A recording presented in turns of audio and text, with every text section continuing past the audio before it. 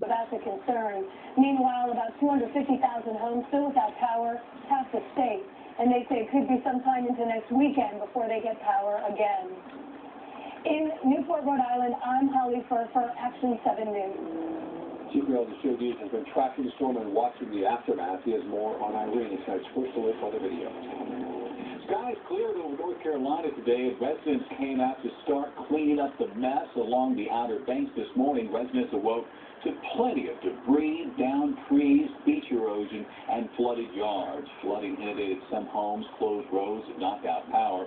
But overall, there was a sense of relief that a hurricane that tore through the Bahamas as Category 3 storm did such little damage by the time it hit the Outer Banks.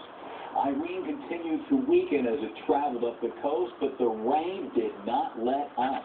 The hardest hit major city appears to be Philadelphia. Water levels in the city were 15 feet above normal in some areas. The waters were approaching the highest level ever recorded, 17 feet in 1869. Although the city was spared from high winds, flooding was causing dangerous conditions in and around the city.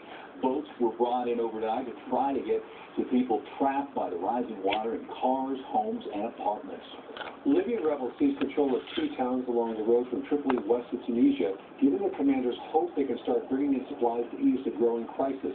As Dan Rivers reports, Libyan conditions are becoming increasingly more difficult. This is now the front line in Tripoli. The fighting is largely over.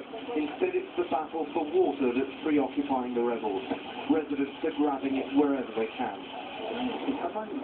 This man says, without water, there is no life. The taps went dry 4 days ago. The National Transitional Council is not sure if water was cut because of deliberate sabotage or simply because of power outages. They insist they are working to fix it. One is a short-term solution is to bring the water from the well South Tripoli, and they provided them 100 tanks to bring the water from this well.